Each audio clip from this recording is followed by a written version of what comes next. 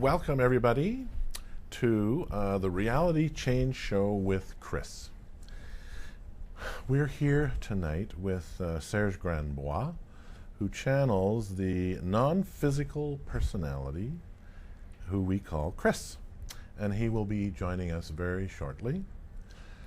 Good evening, Serge. Hey John, how are you? Very good. Last week, Kris talked an awful lot about the imagination in ways that were very, very interesting to me. And my hope is that he's going to carry on that discussion. And in particular, he said that we could use our imagination as a way to envision ourselves outside the boundaries of our conditioning. And in that way, end our conditioning. Now, I thought that was a very, very significant statement. And in our discussions earlier today, Serge recommended that I just simply ask the question, what is the imagination? I'm not going to answer that. And I'll let Kris answer it. Well, here's the thing. We looked it up in the dictionary. Mm-hmm. And it turns out that imagination are thoughts and ideas in the mind that are not based on the physical senses, which I thought was a good clue as to why it would allow us to go beyond our conditioning, because our physical senses are deeply involved in that conditioning process. And I think we're going to be joined by Kris.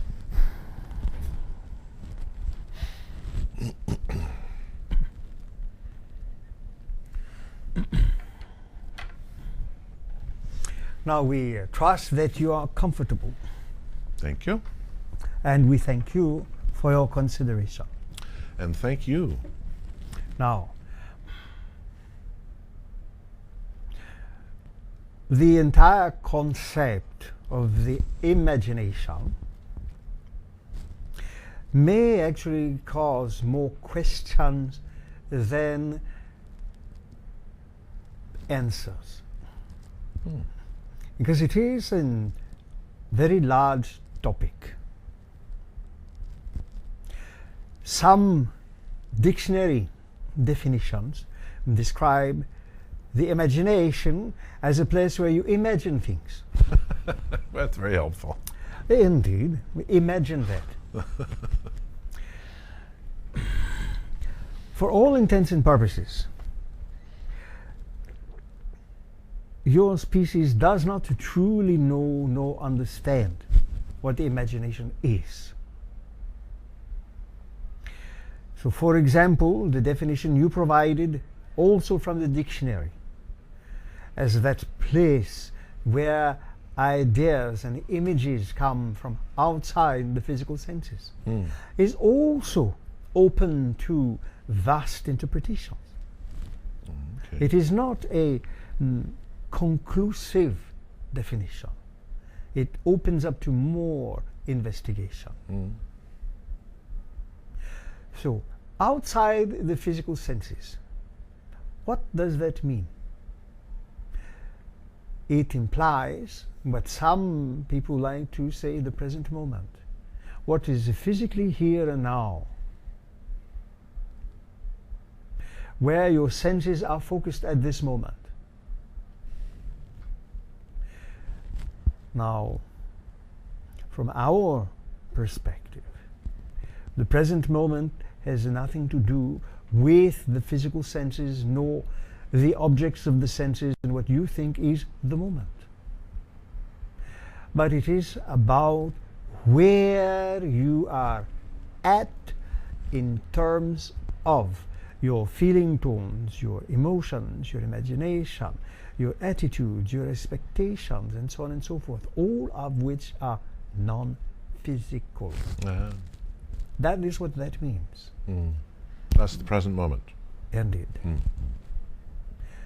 So again, the present moment could actually be anywhere in any time. In any time space. You define that moment. Some people say in the here and now. Again, what is the here and now?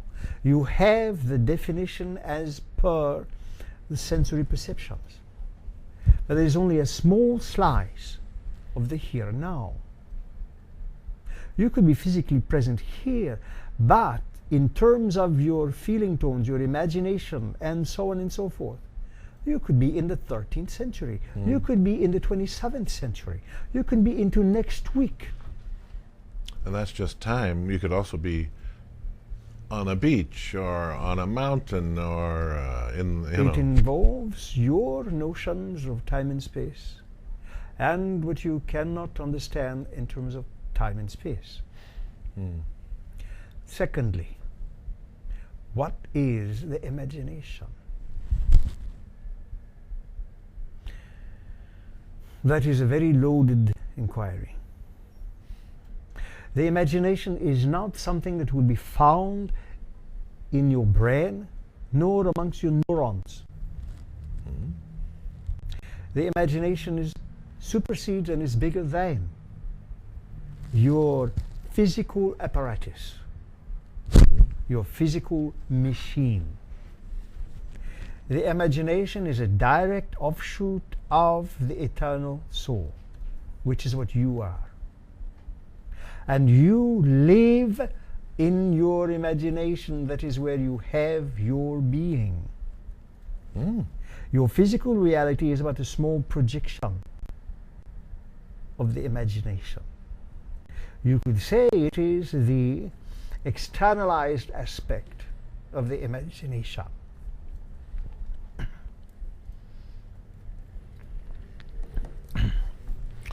Okay, that's very interesting. You live and exist within the psyche, within the self.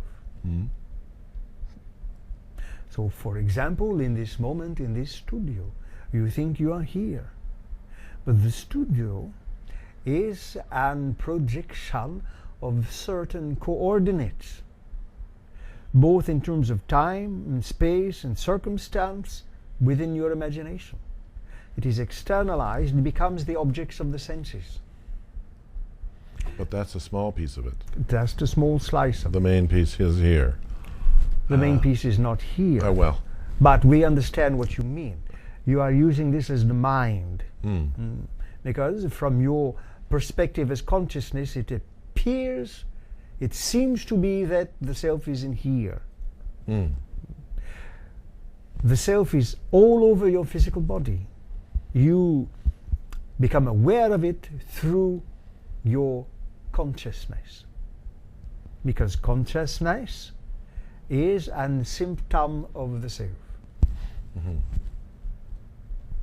So you have such immense potential through the use of your imagination. As you quoted from last week, that utilizing the imagination, you can end your conditioning.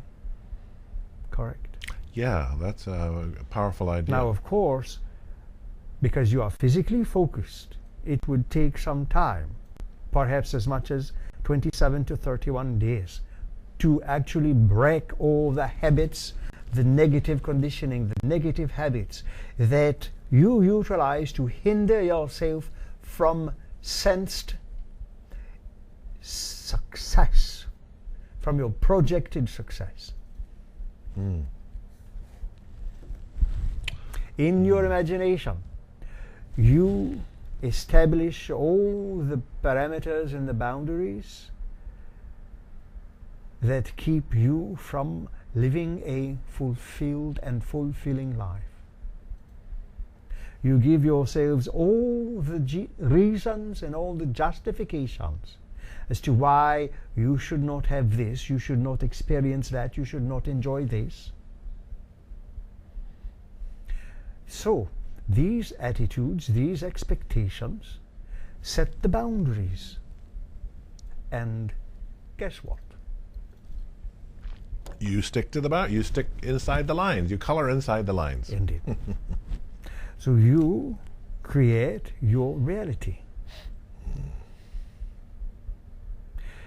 You get what you concentrate upon. It has nothing to do with concentrating on this bottle of water. It has to do with what scenarios you concentrate upon in your mind. That is where the true movie is being played out. And we suggested last week that the imagination is intimately tied to your dream states. Because through the use of your imagination, you project yourselves whilst you physically sleep. You project yourselves into all sorts of different realities. Some of these are far too foreign to be translated into dream imagery. So you negate that. Others are reasonable enough. You bring that imagery into what you call the conscious mind when you remember your dreams. So all sorts of adventures are there for you to be had. But you cannot have them when you condition yourself to withhold the energy of the universe in its own domain, the imagination. Withhold the energy of the universe in its own domain, the imagination. Can you expand that? So you have at your disposal a literal infinite energy, infinite potential. All right. Now, of course, that does not mean that in this lifetime, if you are 5'9" tall, that you will suddenly become 20 feet tall. So there are certain aspects already established, but within those parameters, what you can do as an individual, as a personality in your world to affect positive, constructive, innovative change within the realm of physical reality, that potential is literally unlimited for anyone. But when you begin to convince yourself, no, you cannot do it because of that, because your parents may have said something, because your siblings may have said something, because the teachers may have said something, because your peers may have said something, you accept all of these things. This is programming.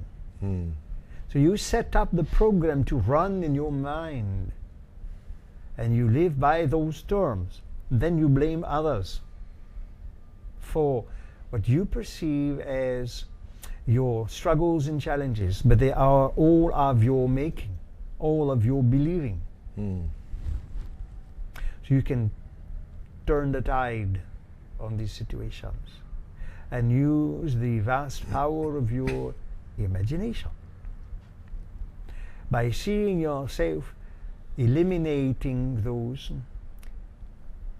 boundaries, those limitations. You cannot, on the other hand, see yourself in terms of Superman, because you will not defy gravity in that way. You see, you have what some people call the law of attraction, the laws of this, the laws of that. There are many different kinds of laws of the imagination, if you like. You use them all the time. But you use them to your detriment often. If you use them to your advantage, you are using your innate tools. Simply learn how to use this wonderful, dynamic, and vibrant tool to change what you experience of reality. Reality is what you experience. Remember that. Because you live in a consensus reality, but your reality is the part of it that you experience. And it is unlike anybody else's in terms of what you experience. Even though there may be many correlations and powerful synchronicities, it is still uniquely your experience. So really, just kind of throwing something out here, since that's my personal experience, is it possible for me to have experiences that are not only outside of my conditioning. But is it possible for me to personally have experiences that go outside of the consensus assumptions? Of course. Okay, that sounds like fun. It does not mean that tomorrow morning everyone will be flying like a bird. But changes come in increments. Mm. And again, the sun will not set in the morning. No. It will continue to rise and set about its prescribed times. Well, however, you can open up doorways and avenues and channels of communication well beyond what you have been taught as the acceptable means of receiving information. Look at it this way. In what you would call your olden days, the town crier was the harbinger of news. He was the herald.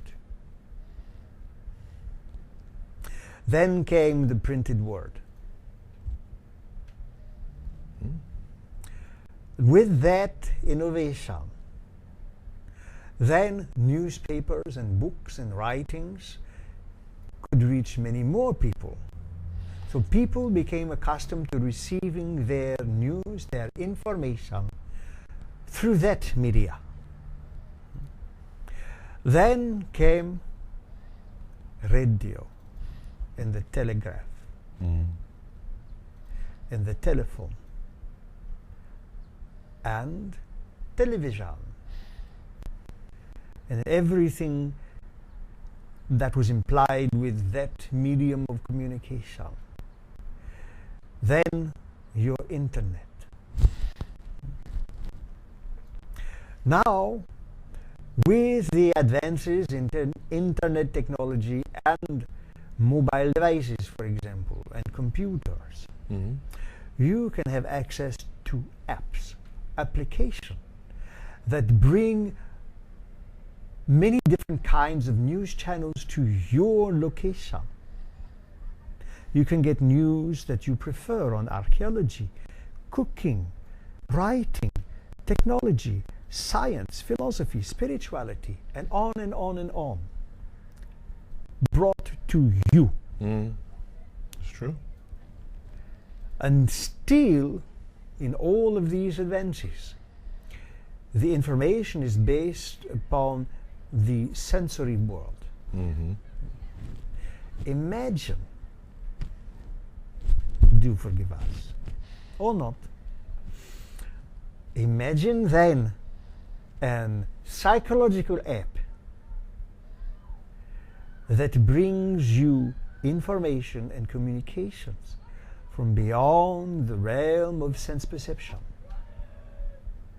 from deep within the publishing houses of the imagination itself. That's good. Indeed. So such a potential is available. Yeah, I'd like to get that app. Indeed, and it is based on life enrichment. How to enrich your own lives in these small ways from your own source.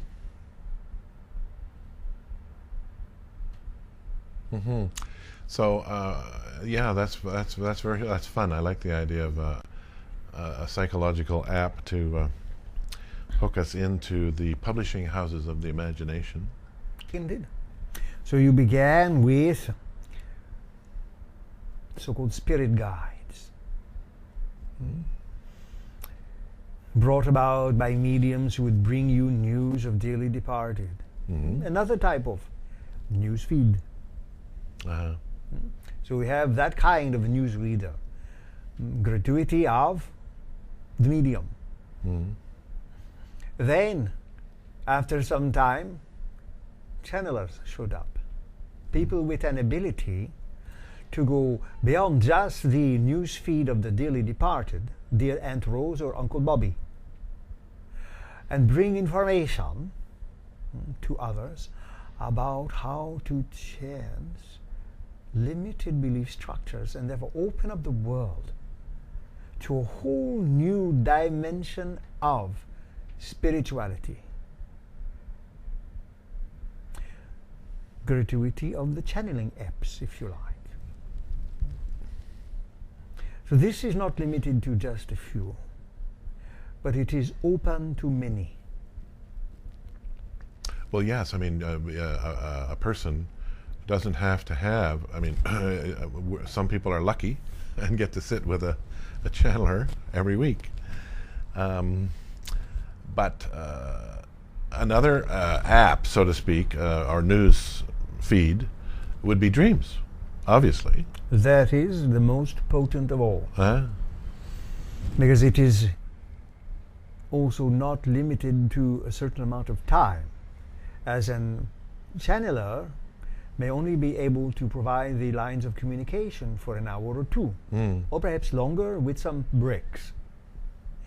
But dreams also have the unique ability to compress vast amounts of data, right, far more than a channeler's brain can access. Even though, for instance, Joseph can receive downloads from us. But in the dream state, the download can be modified into a time release system, wherein activities during the course of a day can trigger the information to show up. Oh, he's mentioned that. Indeed. So there are so many possibilities with the dream state, because it taps into, and it is an intimate relationship with the imagination. Well, that's very good. That certainly helps me understand the imagination much better. If it's okay with you, I suggest that we take about a 2-minute break. Indeed. And we will be back in, let's say, 2 to 3 minutes.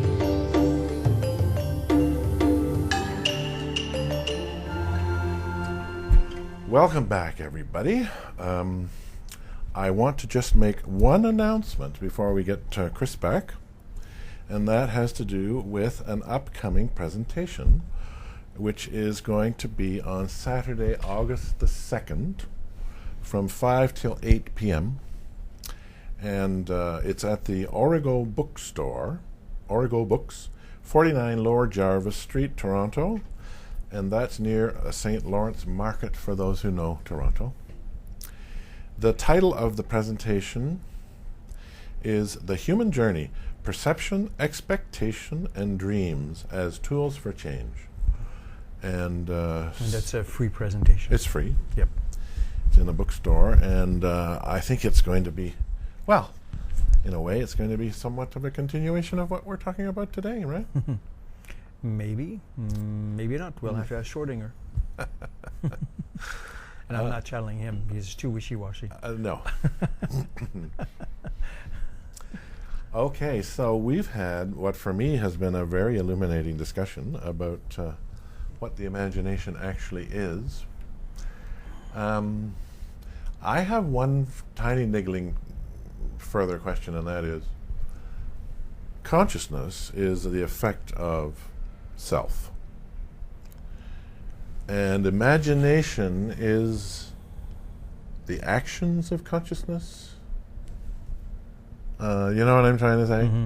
Like I'm saying, apparently we actually live our lives in our imagination. So you could say that the imagination is both a property of the eternal soul as well as its native playground. So in your terms, you may even have difficulty in imagining what you have not been able to imagine before. Right. Your imagination seems limited to what you know and what you reference. Or various combinations. Thereof. Yeah. And yet, in your dreams, you are able to come up with amalgamations or amalgams of situations that you know and some that you do not know. That's true. You experience those in retrospect as déjà vu. Ah, déjà vu Yes. is a retrospective experience of something that happened in a dream. Yes. Oh, that's interesting. In relation to your versions of time-space coordinate. Aha. That's interesting. We often, during the course of seminars and so on, suggest that you take a deep breath, that you imagine or pretend or make believe. These all refer to the same practices. Mm-hmm. That you literally extricate yourself, remove yourself from sense objects and the relationships you have with those, and begin to experience internal senses, inner senses, and the relationships with the inner senses, inner objects, which are not limited to time and space. As an example, when we originally brought out the information on the Uyghur as clusterings of entities of such antiquity and power, and that these beings in their imaginations launch the seeds of universes as you think of them. Oh. To put that in a reference you understand, go back to the Seth material. Seth 2 and 3 and 4. Rupert made contact with 3 and 4. And add those dimensions. Time and space are completely different creatures than what you understand. knowledge, information, and being exist in a frame that is so foreign to you, you believe it is non-existence. You believe it is just being of light. It is just light. It is just stuff. And yet, nothing can be further from the truth. But it is such a rich experience, unhampered by the limitations of your physical senses, unhampered by the boundaries and the parameters that you force upon your imagination in order to maintain the consensus reality. In your physical experience, it is very unlikely that you can be in two places at the same time, physically speaking. But at these other frameworks of reality, you can be in multiple locations simultaneously, have full cognizance of each location you are in, and communicate that knowledge to all of your other selves. That would be great without any need for Advil. I was just thinking that would be great for like a basketball team, if they were all just various aspects of a single entity. You do not even have to be just on the same team. You could be your own opponent. Sorry. Sorry about that. There. It is on the wrong side. This is on. Oh, you're right.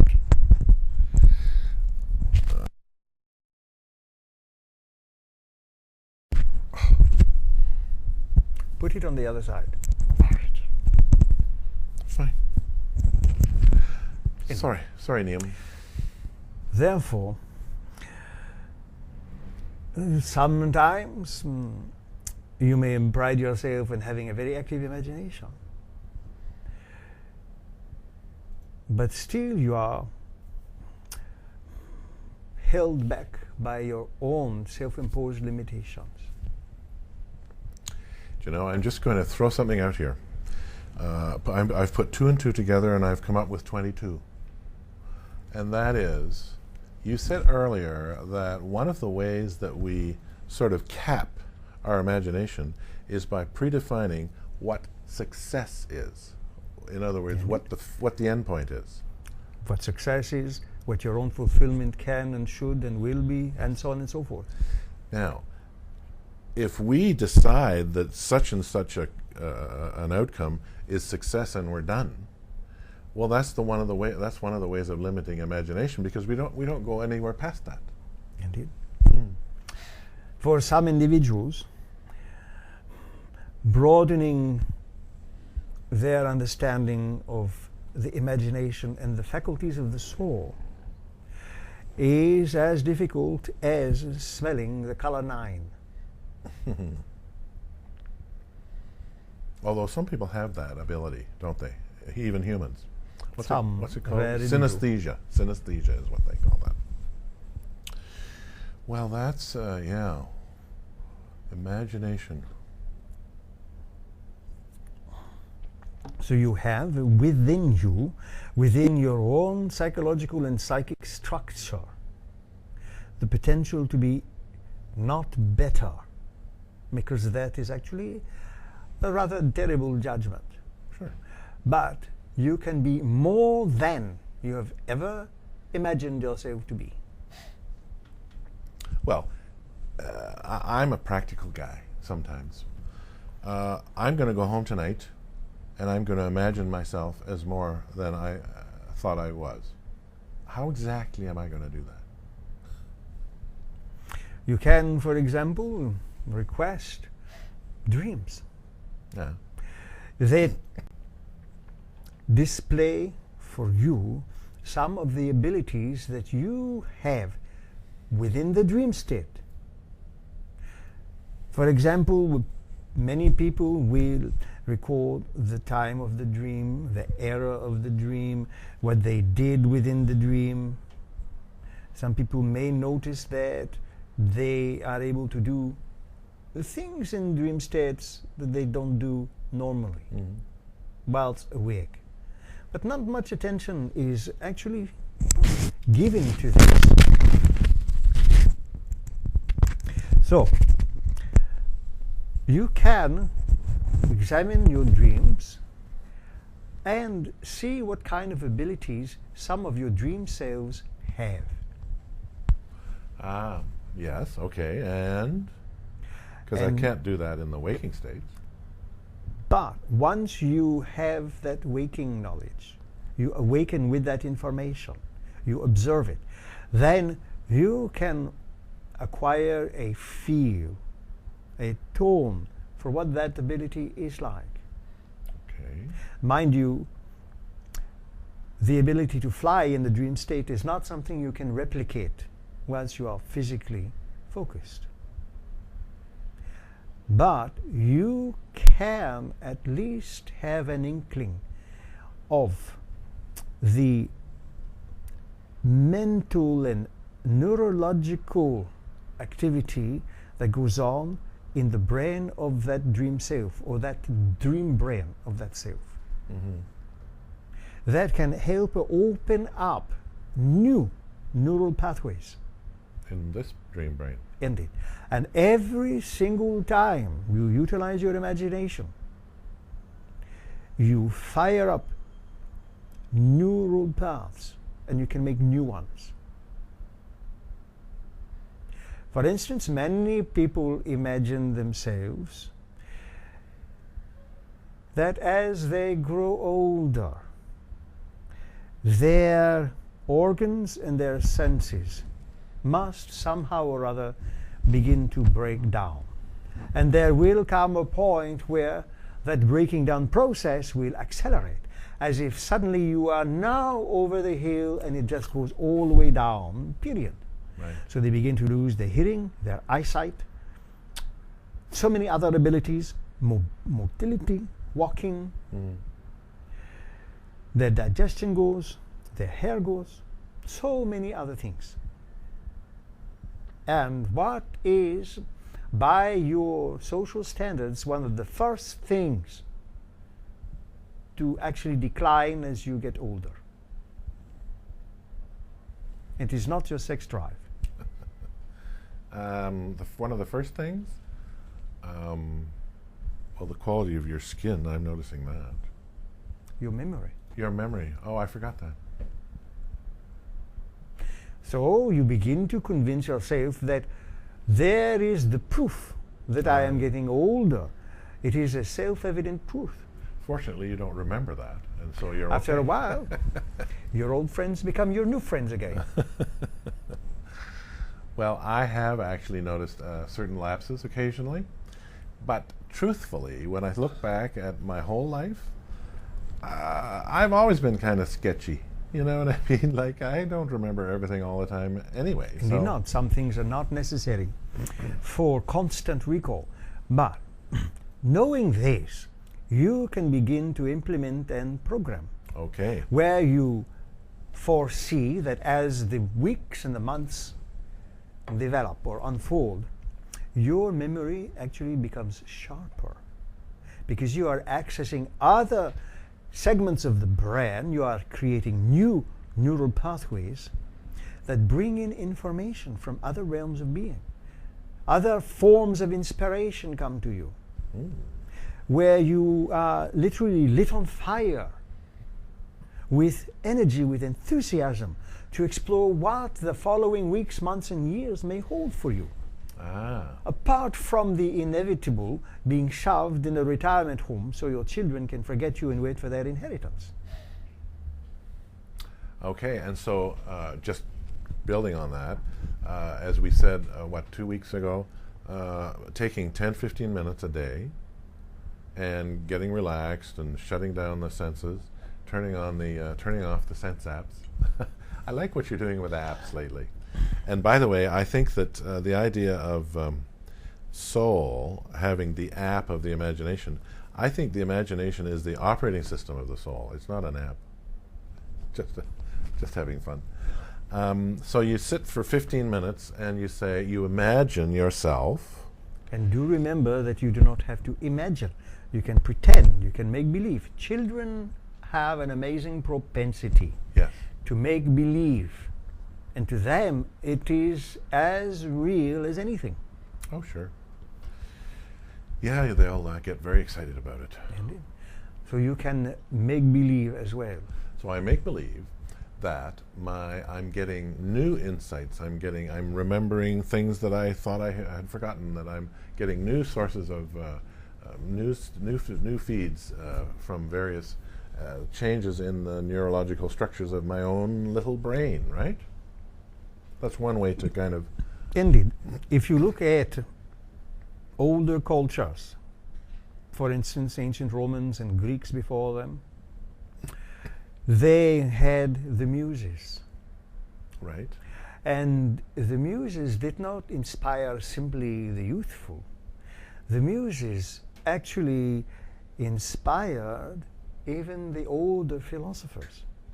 Oh, That yeah. is how they came up with all of these wonderful philosophical perspectives. Through inspiration, through creative use of their own faculties. Whether you call them the muses or otherwise is almost besides the point. The point being is that you have access to this creativity. So you anticipate. Just like you anticipate a new book that you ordered to be delivered to your door, or a new product you purchased may be delivered next week or next month. So anticipate this type of scenario developing in your life. Become excited about it. Because the tone, the feeling tone is important. Indeed. Okay, well. If you listen to someone speaking about a project that they envision, and they would like you on board. Right. And they are full of enthusiasm and excitement, and they convey that spirit to you. You will be much more tempted to join in with them. Oh. But if the same person instead speaks monotone, in a boring fashion, doesn't even engage their body, is unable to make a communication and bores you to tears, will you be tempted? Indeed not. So the universe is tempted to deliver to those who anticipate. With some excitement and Indeed. interest. The universe will deliver to everyone, but if there is no anticipation, then you might actually miss the delivery. Right, because you're not expecting it. Indeed. You will say, I am not expecting any news today. Go away. Well, that's. I'm recalling a story I heard about a wonderful spiritual master named Prabhupada, who had many, many, many disciples. And the way he decided which disciples' projects he was going to invest his money and energy into and give the go-ahead to was not based on the plans on paper or how logical or reasonable they were. His decision about who to support and fund was based entirely on their enthusiasm. So he was applying the exact same rule. Indeed. Well, do you have anything to wrap up with this Yes. evening? Yes. So you already mentioned the presentation on August 2nd at Origo Books. Yes. Next week Oh, right. is Ellen Gilbert, Yes. guest. A new time, potentially. Potentially, it may be at this time or another. You can arrange that. We'll make announcements. Also, with Ellen being the guest, the subject matter will be mostly on dreams. Good. With that, we would like to take the opportunity to launch one evening a month. So one evening a month is a guest.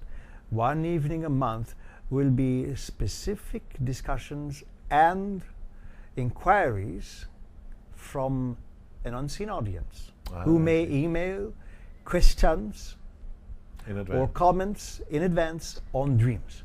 On dreams, okay. So we will ask you to remind Joseph to put that out on Facebook.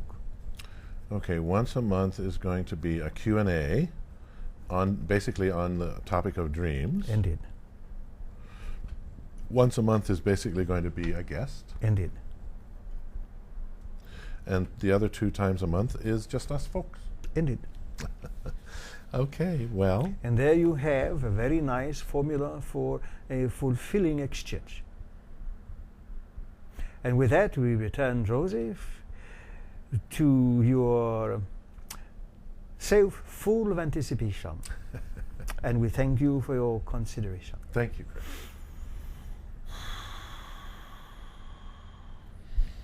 Okay, well, folks, I think that is basically our show today. If I can just repeat, go to the lotus-mind.ca, the website, lotus-mind.ca. It's a dash, like it's not the word hyphen.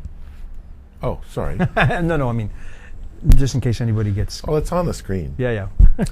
What do they do on TV? It's on the screen right down there. I had to imagine what it looked like. Okay, so on that site, lotus-mind.ca, there's more information. There's lots of opportunity to participate, to join seminars, to have private sessions, to attend seminars and buy books and have fun in a lot of different ways there. So in the meantime, we will be back next week, possibly at a new time. Watch lotusmind.ca on Facebook for the time for next week. But you can always catch it on YouTube, so that's not really a big problem. It's not a deal breaker. No. Thanks, everybody, for watching, and we'll see you next time.